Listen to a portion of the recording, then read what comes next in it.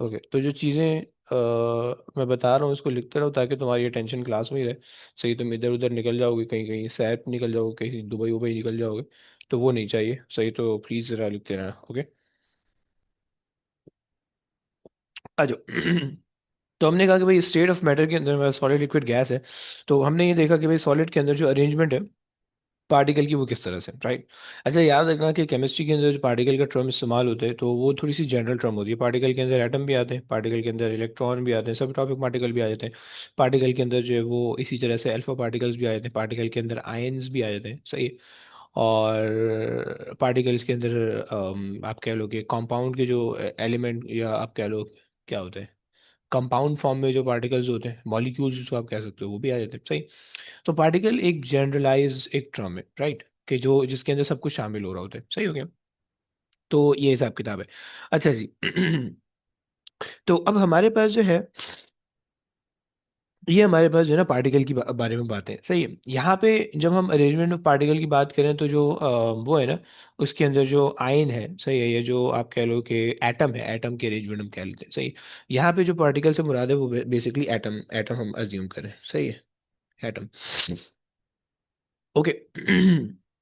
अच्छा जी। और अगर हम इनकी वो कहें, इनकी जो है ना मूवमेंट कहें, मूवमेंट को बता सकते हैं एनीबॉडी? मूवमेंट सॉलिड के अंदर vibrate. Movement. Hmm. Vibrate about its position. बेहतरीन हो गया, बेहतरीन हो गया। सही। सो ये जो है ना, दे वाइब्रेट फ्रॉम देयर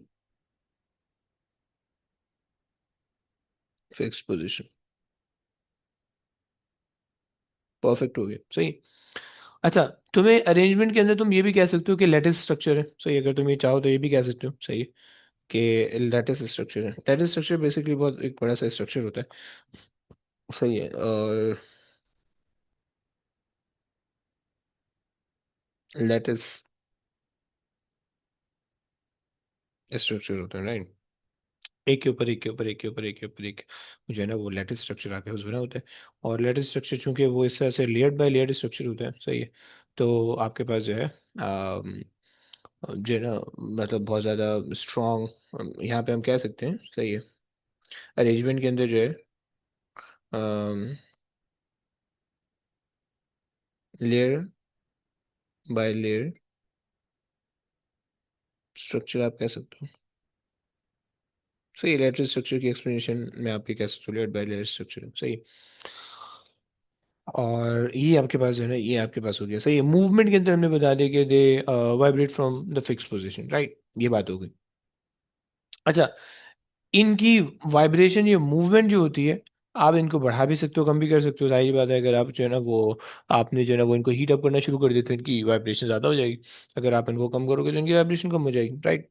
और कभी कभार ना पेपर में इनकी डायग्राम बनाने को आ जाती है। सही है। सो अगर डायग्राम बनाने को आती है तो डायग्राम आप इस तरह से बना लेना। मेरे पास डायग्राम कुछ है, मैं आपको दिखा देता हूँ। Let me show you. ये आ गई सॉलिड की डायग्राम। सही है। ये आपके पास। सही है। पेस्ट। ये आपके पास जो है सॉलिड का स्ट्रक्चर बन जाएगा। सही। इसकी डायग्राम अक्सर आ रही होती है पेपर में, तो उसको उसी हिसाब से आप देख के बनाना। सही। और तो ये एरो बीच में जो बने हुए हैं ये बनाने की जरूरत नहीं है, बट इसके अलावा जो है वो आपको बनाना पड़ेगा। सही। ये आपके पास हो गया सॉलिड। अच्छा, अब चूंकि सॉलिड के अंदर पार्टिकल बहुत करीब करीब है, एटम बहुत करीब करीब है, पार्टिकल अगर इलेक्ट्रॉन है मेनी कंडक्टर है। सही, तो उसके अंदर इलेक्ट्रॉन्स वगैरह भी है। तो जब हीट फ्लो करवाओगे इसके अंदर, तो इसके अंदर जो है ना इजिली हीट फ्लो हो जाएगी, राइट। यानी ये हीट को अपने अंदर अब्जॉर्ब नहीं करेगा, हीट को आगे आगे पुश करते रहेगा, पुश करते रहेगा, ट्रांसफर करते रहेगा हीट को, राइट। तो कहने का मकसद ये कि जैसे ही तुम किसी मेटल को या किसी किसी मेटल को मेनली अगर तुम हीट के अंदर रखो तो वो जल्दी से हीट अप हो जाएगा, राइट। सही है। बस वो जल्दी से, ये टर्म याद रखना, जल्दी से हीट अप होना। कोई भी चीज़ जल्दी से जल्दी से गर्म हो जाए, कोई भी चीज़ देर से गर्म हो, इसका मतलब क्या मैंने आगे समझाना है। बट कोई भी चीज़ जल्दी से गर्म हो जाए तो बस वो उसके अंदर ना, सॉलिड के अंदर, मेटल के अंदर ये खासियत होती है कि वो जल्दी से गर्म हो जाता है। जो इंसुलेटर्स होते हैं उनके अंदर ये खासियत नहीं होती, उनको देर होती है गर्म होने में, राइट। और ये कहानी है। खैर, सॉलिड की हमने बात कर ली। आज अभी लिक्विड्स की बात कर लेते हैं।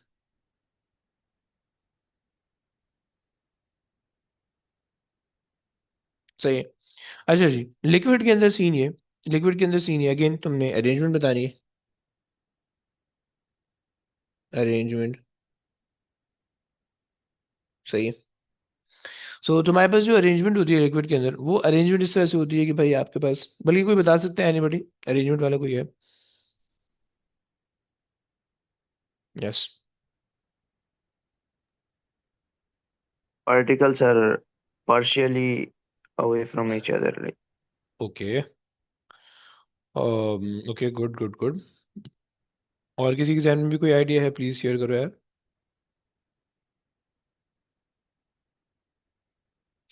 No idea? Shaban bro, Ahmad, Haniya, Zainab? so the particles They flow as well. Okay. they move around and then we know. Okay, सही है।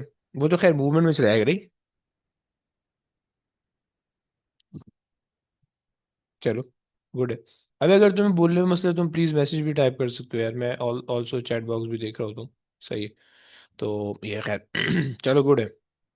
सही, एनीबडी और कोई जानते हैं बता दे प्लीज।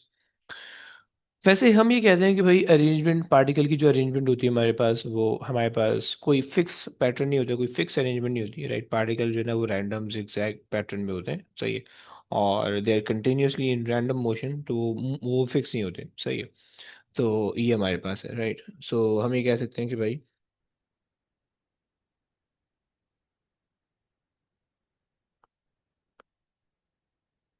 पार्टिकल, अब यहाँ पे जो पार्टिकल है लिक्विड के अंदर, तुम्हें पता है, सॉलिड के अंदर तुम्हें पता है, पार्टिकल्स जब मैंने कहा तो एटम, एटम ने कंसिडर किया। लिक्विड के अंदर पार्टिकल जब हम कहेंगे तो मॉलिक्यूल कंसिडर करते हैं, राइट? क्योंकि जैसे वाटर है, वाटर का H2O है, तो H2O मॉलिक्यूल बनता है, H2O एटम नहीं कहलाता, सही है।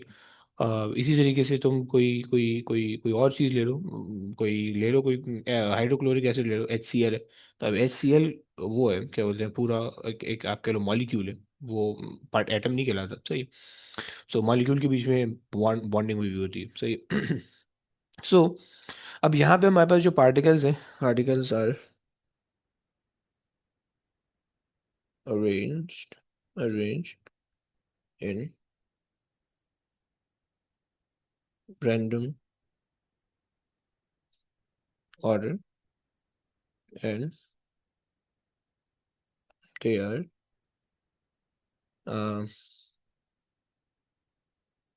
partially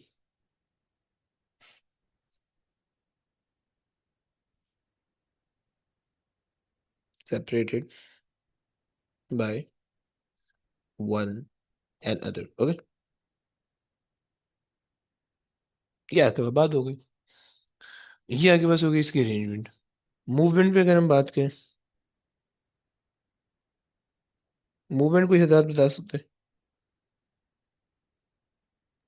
They move in random. हैं? They move randomly. Then in any direction. Okay, so So they move randomly and hit each other. Okay, The particles hit each other सही है, good है, सही है। साहब ने कहा कि भाई, and they take the shape of the container. Good, they move randomly, okay, they slide over each other, सही है, they slide over each other, सही है। ये बात हो गई। अच्छा जी, और चूंकि they are moving randomly, so they can take the shape of the container,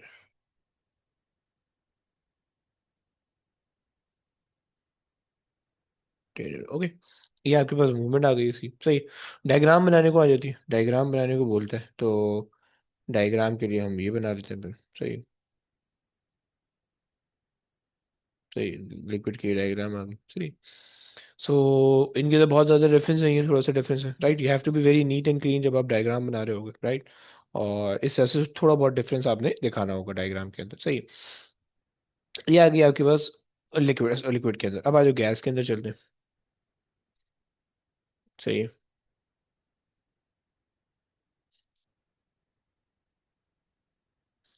अच्छा, बाय द वे तुम्हें याद होना चाहिए, ये पता होना चाहिए कि इनके अंदर जो इंटरेक्शन फोर्सेस होती हैं थोड़ी सी वीक होती हैं, राइट? तुम्हें ये बात पता होनी चाहिए कि इनके अंदर जो फोर्स ऑफ इंटरेक्शन होती है वो थोड़ी सी वीक होती है कंपेयर टू सॉलिड, और स्ट्रांग होती है कंपेयर टू लिक्विड, राइट? और अगर तुम्हें याद हो केमिस्ट्री के अंदर तुमने अगर बॉन्डिंग का चैप्टर पढ़ लिया हो, तो मेनली कोवेलेंट बॉन्डिंग के अंदर तुम्हारे पास जो है इंटरमॉलिक्यूलर फोर्सेज होती थी, राइट? और आयनिक बॉन्डिंग के अंदर तुम्हारे पास इलेक्ट्रोस्टैटिक फोर्स होती थी, राइट? सो वही कॉन्सेप्ट यहाँ पे भी लग रहा होता है कि कोवेलेंट बॉन्डिंग के अंदर जो है वो हमारे पास इसके अंदर ज़्यादातर कोवेलेंट बॉन्डिंग हम कह रहे होते हैं, और आयनिक बॉन्डिंग के अंदर हमारे पास वो होती है, सही है? यानी जो सॉलिड के अंदर है ना, उसके अंदर समवॉट हम आयनिक बॉन्डिंग की तरफ चले जाते हैं, समवॉट, सही है? और जो लिक्विड है उनके अंदर हमारे पास कोवेलेंट बॉन्डिंग होती है, सही है? खैर, तो ये आ गया। अब उसके बाद आते हैं हमारे पास गैस, सही है? सो अब गैस का सीन ही है, गैस के अंदर हमारे पास आ जाएगी arrangement,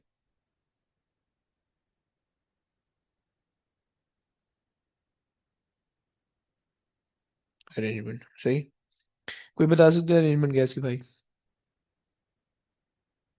They move freely in all directions. Okay. अबे चलो फाइन। मतलब कोई फिक्स अरेंजमेंट नहीं होती, लिक्विड वाली अरेंजमेंट होती है, right? Particles are arranged in a random order and they move separately from one another, right? So ये चीज़ अगर हम कॉपी पेस्ट कर दें तो कोई ऐसे इशू नहीं होगा, बट इसके अंदर हमें जो है पार्शली कवर्ड हटाना पड़ेगा, सही? Paste.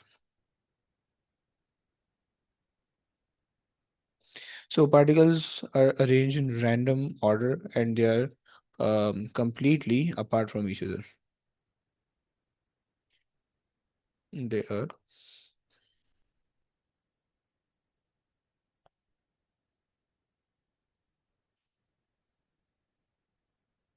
completely separated by one another. Okay, ये आपके पास हो गई उसके अंदर, सही है? और इसके अंदर आपको पता है कि इंटरमॉलिक्यूलर फोर्सेस या इंटरमॉलिक्यूलर फोर्सेस बहुत वीक होती हैं, सही? और इसकी जो अरेंजमेंट, इसकी अगर आप मूवमेंट पूछो,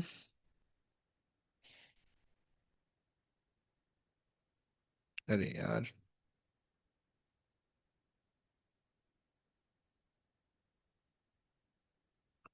ओके। तो इसकी जो मेरे पास मूवमेंट होती है, हम इसकी मूवमेंट किस तरह से लिख रहे होते हैं कि भाई हमारे पास जो है रैंडम जिगजैग मोशन हमारे पास होता है, सही है? जो इसकी मूवमेंट होती है रैंडम जिगजैग मोशन होता है, सही? And they are moving with a very high kinetic energy, right? चलो याद देते हैं। So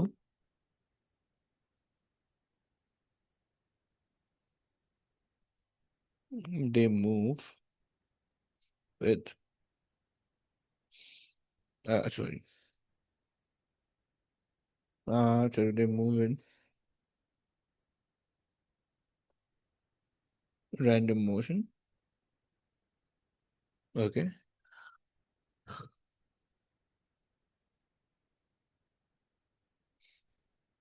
and particles have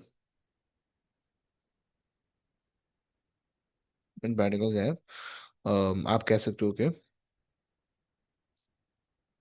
largest kinetic energy, ये greatest kinetic energy, kinetic energy, ये आपने बात कर दी, सही है? अब चूंकि इन they are like very far apart from each other, तो इस वजह से जो है वो हमारे पास, तो इस वजह से हमारे पास जो है इनके अंदर जो हीट ट्रांसफर होती है वो थोड़ी सी स्लो होती है, यानी हीट को ना मूव होने में थोड़ा सा टाइम लगता है, राइट? क्योंकि दो पार्टिकल बिल्कुल चिपके चिपके हुए नहीं है, तो एक पार्टिकल जैसे ही अपनी हीट रिसीव की वो आगे नहीं दे सकता, बल्कि it has to move far and wide, right, in order to collide with another atom, right? और फिर वो उसको हीट ट्रांसफर करता है, राइट? तो इसके अंदर थोड़ा सा और लो होता है, सही है? और अगर आप इसकी पिक्चर बनाना चाहो तो इसकी पिक्चर अलग फिजियोग्राम से नहीं है, बट आ जाए इसके बाद जो है ना वो इनकी प्रॉपर्टीज डिस्कस करते हैं, सही है? और फिर आगे बात करेंगे। अच्छा जी, आ जाओ।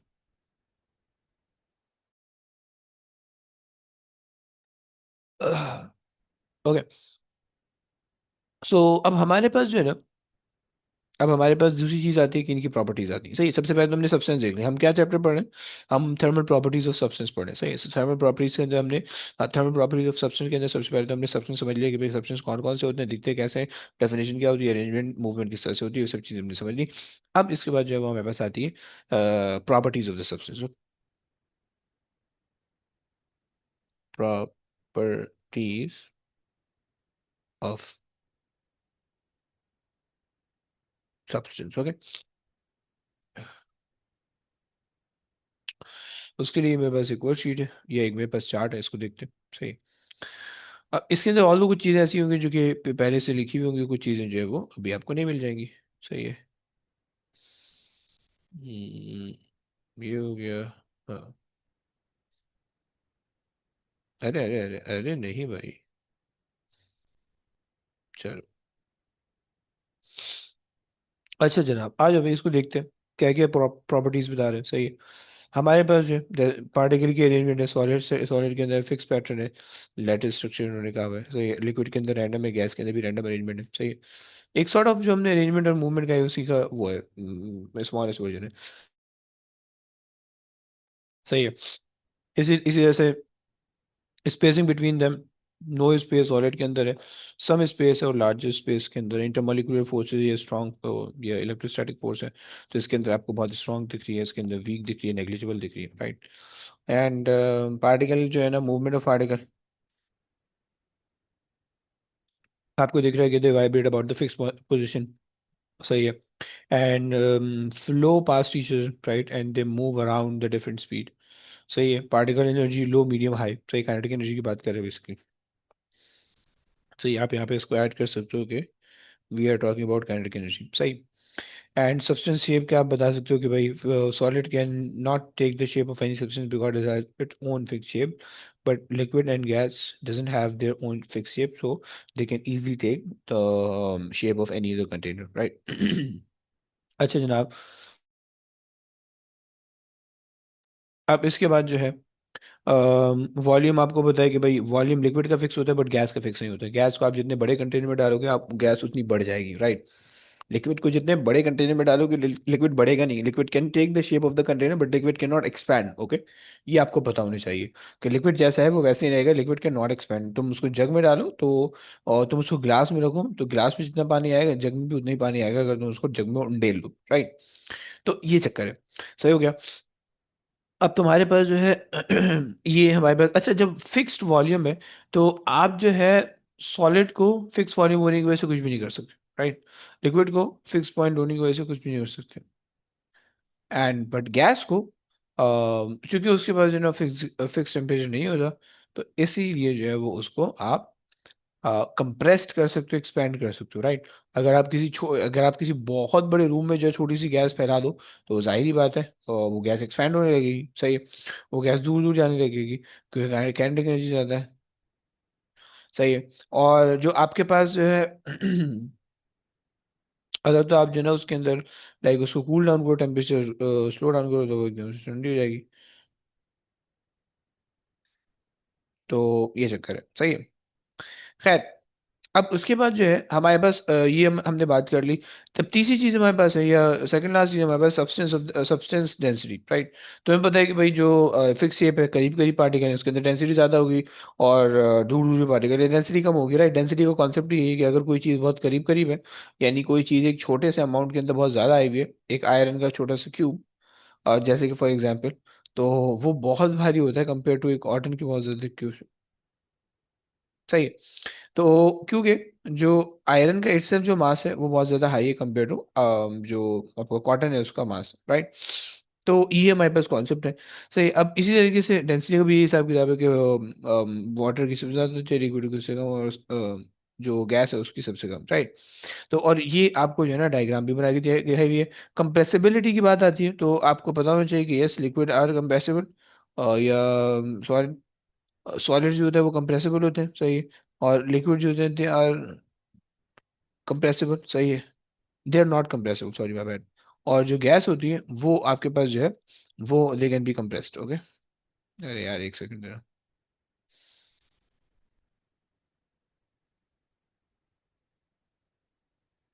सही हो गया। तो हम यहाँ पे भी एक दो चीजें लिख देते हैं कि भाई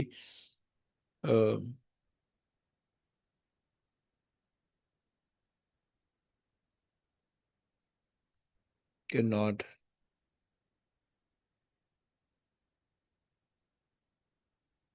यार एक सेकंड, कैन नॉट कंप्रेस्ड। सही है। और ये मेरे पास है सॉलिड एंड,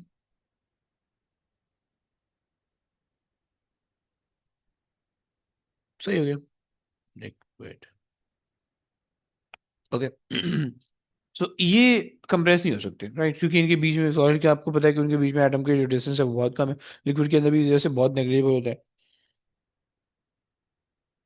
लेकिन जो गैस है, उस गैस के अंदर डिस्टेंस बहुत ज़्यादा होता है, तो आप उसको जो है थोड़ा सा कूल डाउन करके, थोड़ा सा ठंडा करके, उसकी टेम्परेचर बाहर निकाल के, मतलब मान लो फ्रिज के अंदर तो अब फिर ऑब्वियसली बात है वो तो ज़्यादा टेम्परेचर पे चलती है, यानी -18, -15 से या -20 से शुरू हो जाती है, एंड सो ऑन में चलती जाती है। सो खैर, अच्छा, ये तो बताने का मकसद ये है कि आपके पास जो है, जो प्रॉपर्टीज ऑफ सब्सटेंस है उसके अंदर मैंने एक चीज भी बता दी, contain the shape of the container और no blah blah blah. Okay, अब आ जाए आगे चलते हैं। सही है। अब जो हमारे पास, हमने थर्मल प्रॉपर्टीज भी समझ ली कि क्या क्या हो सकती हैं, और हमने ये भी समझ लिया कि वो एक्चुअल में क्या होती है। सही है। सो अब उसके बाद जो है, हमने ये देखना है कि कौन सी बॉडी हीट को देख के किस तरह से, आप कह लो कि किस तरह से उसको रिस्पॉन्ड करती है, मे बी। सही है। इस तरह से आप कह सकते हो कि अगर आपके पास आग जल रही है, कोई बॉडी है, किसी को जलन महसूस होगी आग जलने से, किसी को मजा आएगा नहीं, और किसी को जो है वो आपके पास, आप कह रहे हो कि उसको अच्छा लगे, फील होगी बैठने में। तो मतलब जो है कि आप बस ये कह सकते हो, सही है, कि किस तरह से जो है ना हीट ट्रांसफर हो रही है एक जगह से दूसरी जगह पे, और उसके अंदर जो सब्सटेंस इन्वॉल्व है वो किस तरह से उसको हेल्प कर रहे हैं, राइट। सो हम ये बात करते हैं कि भाई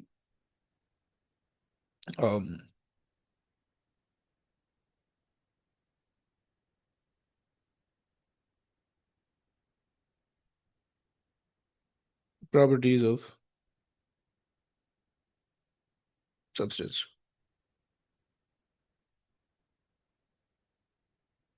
सही।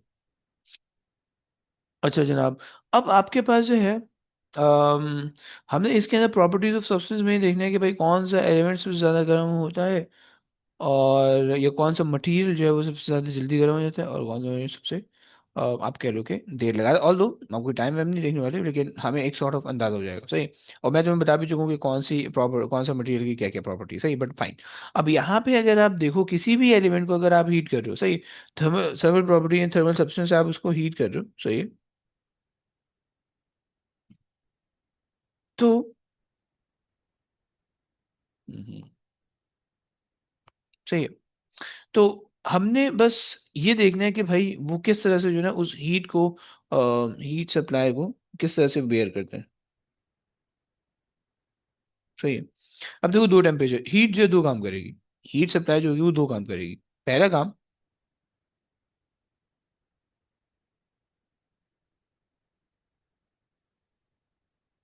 सही है, एक काम, और दूसरा काम। सही है। ये दो काम जो है वो हीट सप्लाई कर सकती है, हीट सप्लाई भी तुम कह सकते हो और हीट रिमूव भी कह सकते हो, राइट। सही है।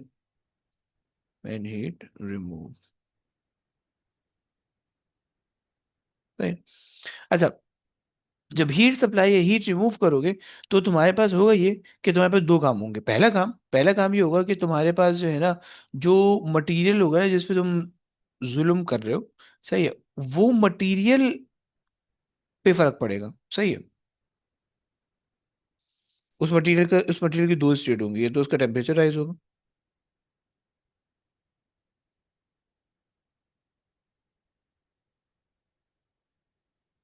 सही, टेम्परेचर राइज होगा, और दूसरी चीज जो है उसकी स्टेट चेंज होगी।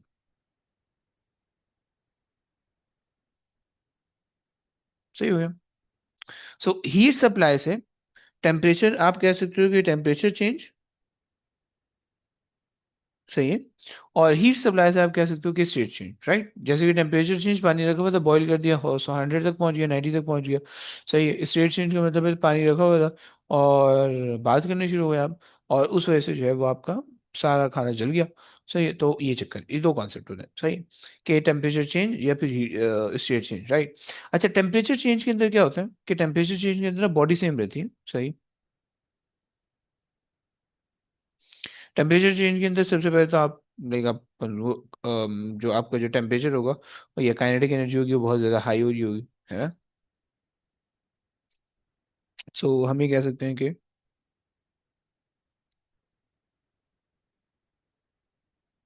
काइनेटिक एनर्जी या फिर हीट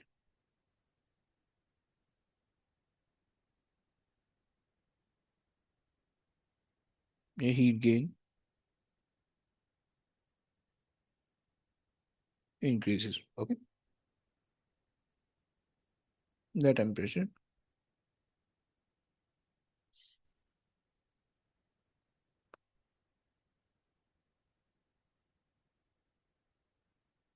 और डिक्रीज इट, ओके। ये तुम्हारे पास दो काम हो गए। अब इसमें होता क्या है, इसमें होता ही है कि भाई तुम्हारे पास डिपेंड करता है, पार्टिकल वाटर हो, सॉलिड हो, लिक्विड हो, गैस जो भी हो। सही। उसके अंदर क्या होगा कि भाई पार्टिकल अपने एनर्जी हीट गेन करेगा, वो आगे से वाइब्रेट करेगा, कोलाइड करेगा, वो एनर्जी ट्रांसफर करता रहेगा एंड सो ऑन, जब तक पूरे उसके अंदर ट्रांसफर ना हो जाए। सही। ये तो सिंपल सी बात हुई। अब अगर तो तुम्हें इस बात को समझना है, सही है, कि भाई टेम्परेचर राइज हो रहा है, तो कुछ एलिमेंट ऐसे होते हैं कि जिनका टेम्परेचर जल्दी जल्दी राइज हो जाता है, कुछ एलिमेंट ऐसे होते हैं जिनका टेम्परेचर देर से राइज होता है। सही है।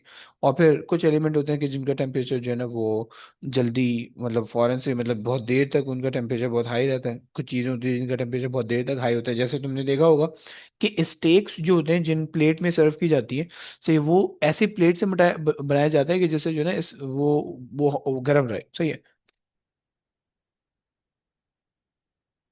क्योंकि इस स्टेक में पता है पूरा चर्बी और चिकनाई में बनता है, पूरा फैट में बनता है।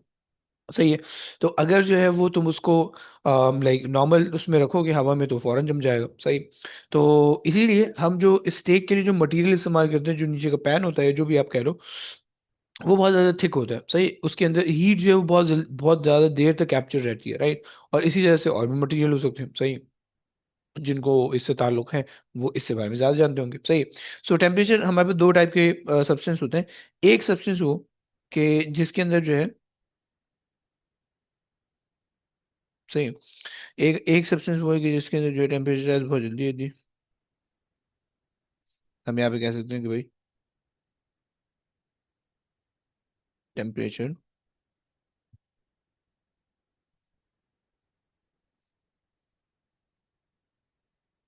यार,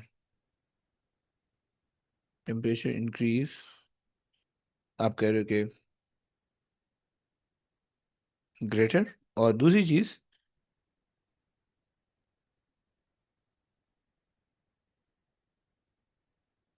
टेम्परेचर,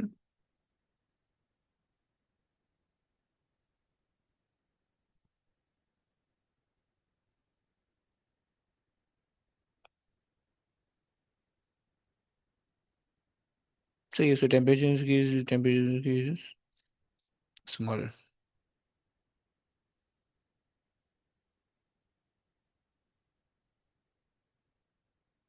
टेम्परेचर इंक्रीजेस स्मॉलर। सही। ये दो बातें हो गई। अच्छा, अब जिन मटेरियल का टेम्परेचर इंक्रीज ज़्यादा होता है, या जिन मटेरियल का टेम्परेचर इंक्रीज कम होता है, सही है, उनके लिए हम एक टर्म इस्तेमाल करते हैं, specific heat capacity, right. Heat capacity ये निकल चुकी है सबसे, तो स्पेसिफिक हीट कैपेसिटी का हम टर्म इस्तेमाल करते हैं। सही है। सो अब आ जाओ उसकी बात करते हैं कि भाई स्पेसिफिक हीट कैपेसिटी क्या होता है।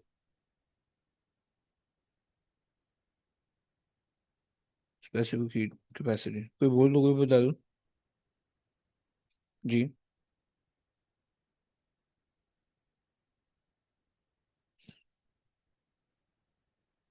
क्या हो गया स्पेसिफिक, यार, हीट कैपेसिटी, सही हो गया। अच्छा जी, अब देखो इसका ना एक इम्पॉर्टेंट वो है, एक इम्पॉर्टेंट रूल है। डेफिनेशन सुन लो पहले, डेफिनेशन लिख भी लो, बल्कि डेफिनेशन बहुत दफा आती है, इसकी बहुत इंपॉर्टेंट चीज है। सही है। सो स्पेसिफिक हीट कैपेसिटी के अंदर हम ये कहते हैं कि भाई हमारे पास, किसी को वैसे याद है स्पेसिफिक हीट कैपेसिटी, एनीबॉडी कोई बता रहा था?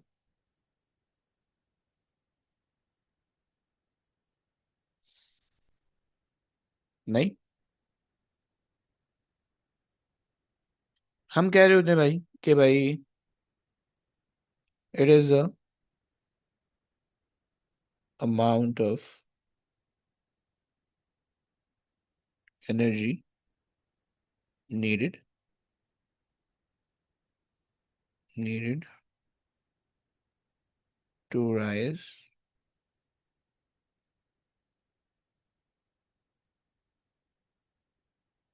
the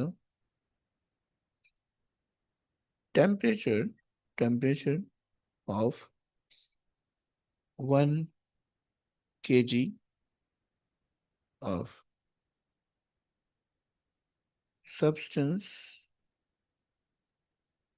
by 1 degrees. सही। अब देखो इसके अंदर ना हमने दो गंदी बातें की, दो तीन गंदी बातें की। सही है, वो क्या है? सबसे पहले कहा हमने कि अमाउंट ऑफ एनर्जी। सही। सही है। सो इसका मतलब हम क्या बात कर रहे हो, क्योंकि जब भी इसका वर्ड आएगा तो इससे मतलब ये होगा कि we are basically talking about the amount of energy, right? अच्छा, हम जो स्पेसिफिक हीट कैपेसिटी की बात करते हैं, वो हम बात करते हैं टेम्परेचर राइज से रिलेटेड करके, राइट? सही है। सो हमने इसको रिलेट कर दिया टेम्परेचर राइज से। सही। ये हमारे पास दूसरी चीज होगी। सही है, लेकिन टेम्परेचर राइज जो होना चाहिए, अब वो कितना होना चाहिए? मतलब अगर मैं आपको दो बॉडी ला के दे दूं, सही, और मैं आपसे बोलूं इनका टेम्परेचर राइज कंपेयर करूं, तो ऑब्वियस सी बात है आपको नहीं समझ में आएगा कि कितना कंपेयर करना है, क्या रूल एंड रेगुलेशन होना चाहिए, राइट? कि जिससे हम जो है ना दोनों, मतलब ये तो ऐसा होना चाहिए कि भाई दोनों सेम क्वांटिटी में आप उनको सिर्फ टेम्परेचर राइज कर रहे हो। सही। और आप ये देख लो कितने टाइम के अंदर दोनों टेम्परेचर जो है ना वो एक स्पेसिफिक वैल्यू तक पहुंचे, लेट से 10 डिग्री से 25 डिग्री तक कितना टाइम में पहुंचे। सही, एक स्पेसिफिक वैल्यू।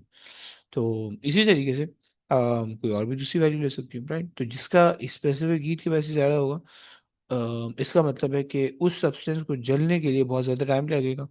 सही है। और ये जलने के लिए आप कह लो, या जो है ना हीट एब्जॉर्ब करने करने के लिए बहुत टाइम लगेगा। सही। तो हमने कहा कि दूसरी हमने बात की कि rise the temperature of 1 kg of substance by 1 degree, right? कि 1 kg ऑफ सब्सटेंस को जो है ना एक डिग्री में बनाने के लिए कितना चाहिए होगा। सही।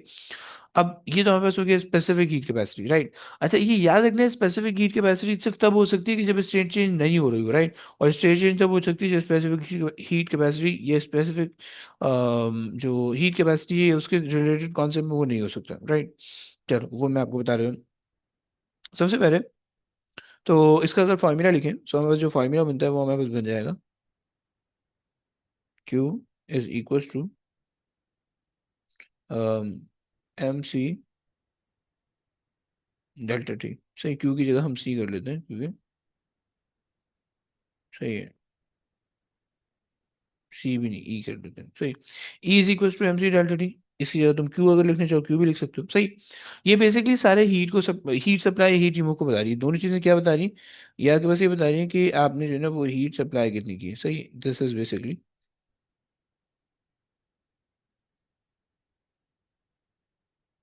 हीट सप्लाई और,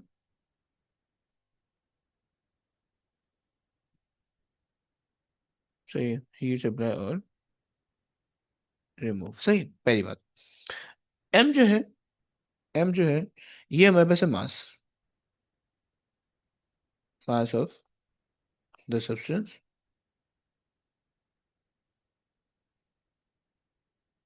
substance. Okay. So mass of the substance, जितना भी अमाउंट में मास है वो आपके ऊपर डिपेंड करते हैं। सही। C is the specific heat capacity,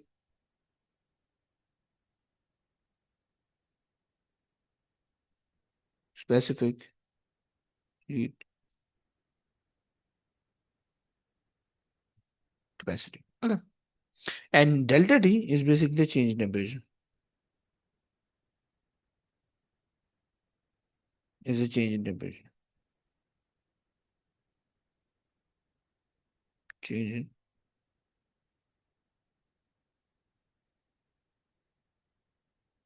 temperature. सही हो गया। ये आपके पास आ गई तीन चीजें। अब देखो इस फॉर्मूले के अंदर ना थोड़ा सा तुम्हें ध्यान रखना होगा। सही है। कभी कभार हीट गेन होती है, ऑल्दो बहुत ज्यादा उसमें तंग नहीं करेगा आपको क्वेश्चन में अंदर। बट ना एक ऐसे ही एक सॉर्ट ऑफ फन फैक्ट बता रहा हूँ कि अगर हीट लॉस हो रही है ना, हीट लॉस है, सही है, सो आप उसको जो है वो पॉजिटिव साइंस से, नेगेटिव साइंस से शो कर दो, सही, नेगेटिव साइंस से। याद रखना कि स्केलर वेक्टर के अंदर तो हम पॉजिटिव नेगेटिव साइन डायरेक्शन के लेते हैं, लेकिन वेक्टर के अंदर हम पॉजिटिव नेगेटिव साइन तो डायरेक्शन के लेते हैं, लेकिन स्केलर क्वांटिटी के अंदर पॉजिटिव नेगेटिव साइन जो है वो हमारे पास इंक्रीज डिक्रीज या गेन और लॉस को बता रहा होता है, right. So be keep keep in mind that, सही है। तो ये हमारे पास होगी दूसरी एक चीज हो गई हमारे पास कि हीट सप्लाई और रिमूव आप कर रहे हो, सही है। दूसरी चीज हम ये देख रहे हैं कि भाई हमारे पास जो लॉस होता है वो यानी अगर एनर्जी गेन हो रही है या एनर्जी लॉस हो रही है, ये दो चीजें होंगी, राइट। अगर जो हमारे पास लॉस हो रहा है तो हम उसको नेगेटिव साइन के साथ शो करते हैं, और अगर गेन हो रहा है तो हम उनको पॉजिटिव साइन के साथ शो करते हैं, राइट। ऑल दो पेपर के अंदर साइंस इंपॉर्टेंट नहीं है, सही है। बस इतना याद रखना, इतना याद रखना कि जो गेन होगा ना उसके लिए जो रूल होगा वो ये होगा कि फाइनल माइनस इनिशियल, सही है। और इसके अंदर जो होगा वो आपके पास हो जाएगा, नहीं इसके अंदर कुछ नहीं होगा, सही, फाइनल गेन के अंदर एडिशन है तो फाइनल माइनस एडिशन और फाइनल प्लस एडिशन, सही, फाइनल प्लस इनिशियल, इनिशियल, सही है, फाइनल प्लस इनिशियल और फाइनल माइनस इनिशियल, राइट। तो ये आपको जो है गेन और लॉस का बस पता होना चाहिए, राइट। आप इनिशियल टेम्परेचर देखो, फाइनल टेम्परेचर देखो, आपसे काम हो जाएगा, सही। अच्छा जनाब, स्पेसिफिक हीट कैपेसिटी की हमने बात कर ली। अब देखो स्पेसिफिक हीट कैपेसिटी क्या बात कर रहा है कि किसी भी एक स्टेट पे रहते हुए पानी है, पानी को आपने गर्म, पानी आपको पता है कि 0 डिग्री पे लिक्विड बन जाता है, राइट। 0 डिग्री लिक्विड वाटर से आपने लेकर 100 डिग्री तक, सही, मतलब 0 डिग्री हटा के 100 डिग्री पे हटा के उसकी स्टेट चेंज हो जाती है। लेकिन जिस मोमेंट पे वो 100 डिग्री पहुंचे, जिस मोमेंट पे वो 0 डिग्री पहुंचे, उस मोमेंट की अगर आप बात करो तो उसके बीच में वो सिर्फ उसका टेम्परेचर राइज हो रहा था।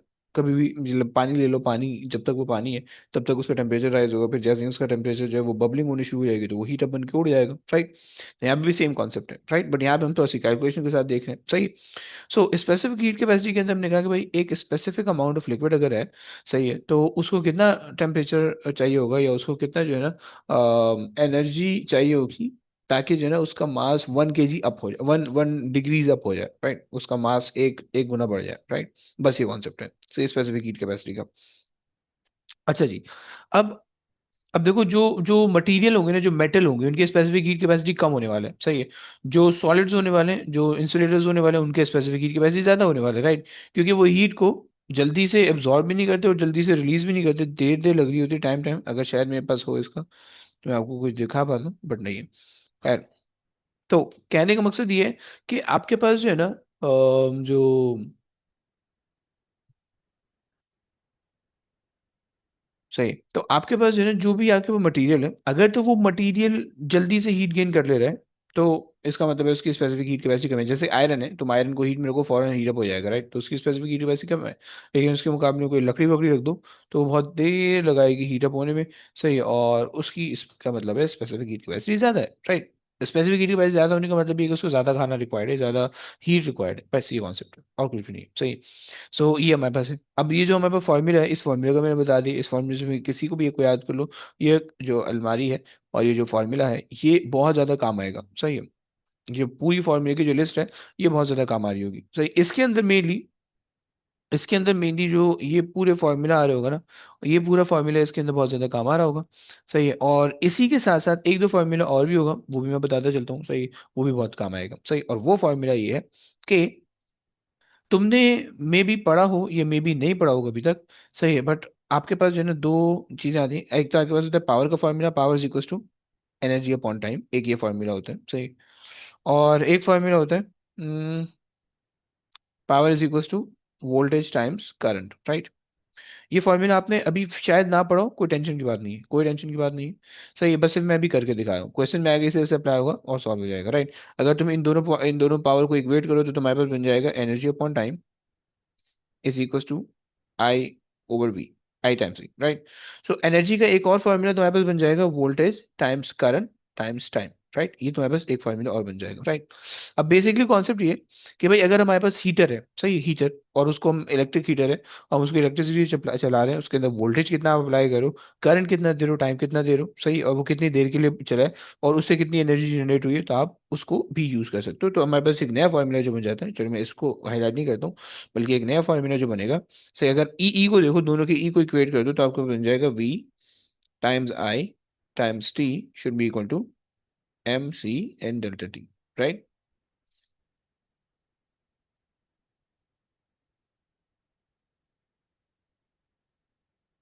सही हो गया। And this formula is very important, बहुत ज्यादा काम आ रहा होगा, बहुत ज्यादा, लाइक बहुत 100 टाइम आ रहा होगा काम, सही।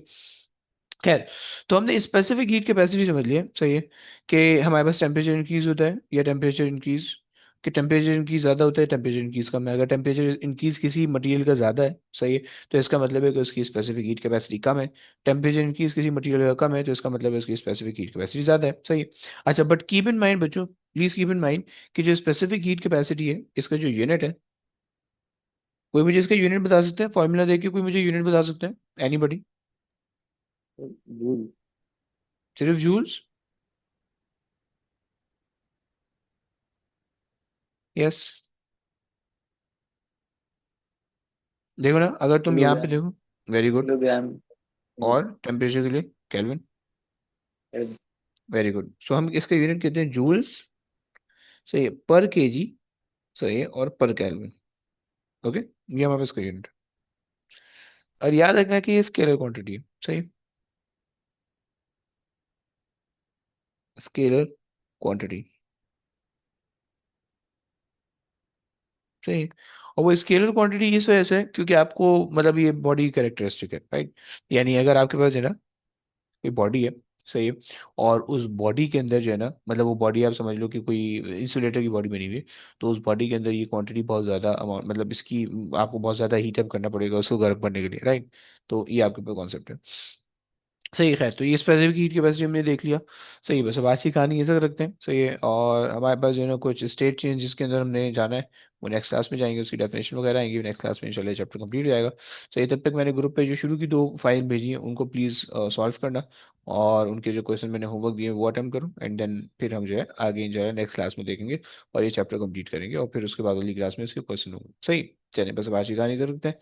अब इंशाल्लाह आप लोग से अगली क्लास में मुलाकात होगी, सही। चलिए जी, ओके बच्चों, टेक केयर, अल्लाह हाफिज़। हाँ। अल्लाह हाफिज़।